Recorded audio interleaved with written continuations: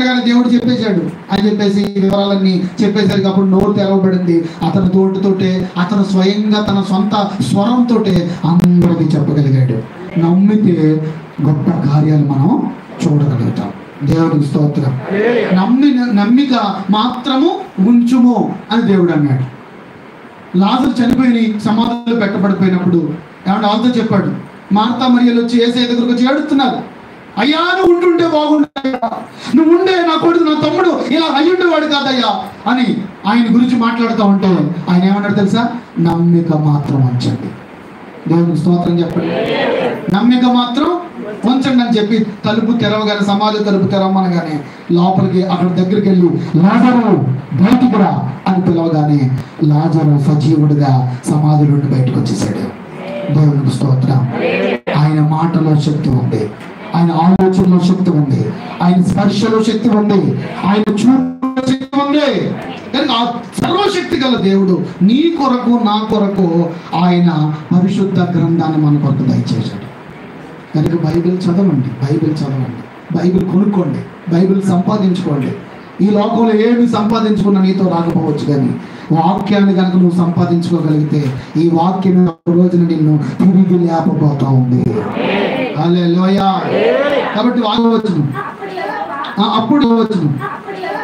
అప్పుడు యెహోవా మోషేతో ఇట్లా నేను అమాలేకీల పేరు ఆకాశము క్రింద ఉండకుండా బొత్తిగా తుడిచివేయుదును గనుక జ్ఞాపకార్థముగా గ్రంథములో దీన్ని వ్రాసి యెహోషువకు వినిపించుము. దేవునికి స్తోత్రం. అమాలేకీల పేరు లేకుండా ఇదిగో నేను తుడిచివేస్తాను. ఈ గ్రంథములో ఇవన్నీ రాసి జ్ఞాపకార్థంగా ఉంచు, అవి యెహోషువకు ఇవ్వు అని దేవుడు ముందుగానే మోషే భక్తుడు ద్వారా జ్ఞాపకం చేశాడు. హల్లెలూయా. మీరు వాక్యంలో క్షమించాలి. కీర్తనల గ్రంథం 106వ కీర్తన, 106వ కీర్తనలో కూడా దేవుడు ముందుగానే తెలియజేశాడు, విషయాలన్నీ చెప్పాడు. దేవుని వాక్యం 107వ కీర్తన తీసి దగ్గర పెట్టుకోండి. ఒక మాటలు మనం చదువుకున్నాం దేవుని వాక్యంలో. 6వ వచనం చదవండి ఒకసారి. వారు కష్టకాలమందు యెహోవాకు మొరపెట్టిరి, వారి ఆపదలోనన్నిటిలో నుండి వారిని విడిపించను. దేవునికి స్తోత్రం. హల్లెలూయా. నా ప్రియమైన దేవుని బిడ్డలారా, ఇక్కడ దేవుడు చెప్తున్నాడు 24వ వచనంలో కూడా, యెహోవా కార్యములు సముద్రములో ఆయన చేయు అద్భుతములను చూచిరి.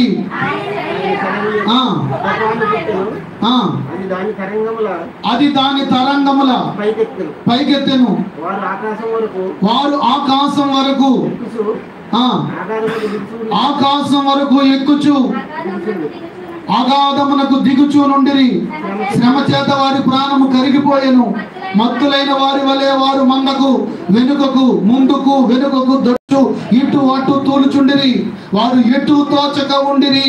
శ్రమ తాళలేక వారు యెహోవాకు మొరపెట్టి ఆయన వారి ఆపదలన్నిటిలో నుండి వారిని విడిపించెను. స్తోత్రం. వారు సంతోషించిరి, వారు కోరిన దేవుకు ఆయన వారిని నడిపించిన. దేవునికి స్తోత్రం. మరి పితరులకు, మన పిల్లలకి, మన కుటుంబానికి చెప్పాలంటే వారిని వాళ్ళు సముద్రం దాటిపోయినప్పుడు ఎలాంటి కార్యాలు దేవుడు చేశాడు, సముద్రం అడ్డొచ్చినప్పుడు దేవుడు ఎలాగ 2 పాయలు చేశాడు, ఏమంటే వాళ్ళకి ఆకలి వేసినప్పుడు ఆహారాన్ని ఎలా ఇచ్చాడో, వాళ్ళకి దాహం వేసినప్పుడు దాహాన్ని ఎలా ఇచ్చాడో తన పిల్లలకి చెప్తున్నారంటే వారు కష్టకాలంలో మొరపెడతా ఉన్నప్పుడల్లా దేవుడు వారి మొర విని వారికి సహాయం చేసుకుంటూ వచ్చాడు. దేవునికి స్తోత్రం కలుగునుగాక. ఈరోజు మీ అందరికీ చెప్తా ఉన్నాను, జీవ గ్రంథంలో, బైబిల్ గ్రంథంలో రాయబడిన ప్రతి మాటను దేవుడు మనకి జ్ఞాపకార్థంగా ఉండడానికి, మనకి ఈ యుగమందున్న, మనకి పౌలు గారు అంటారు, ఈ యుగమందున్న మనకి బుద్ధి కలగడానికి వాక్యాలు గ్రహించాడు. హల్లెలూయా. ఏమండి, లోతు భార్య ఏం చేసింది?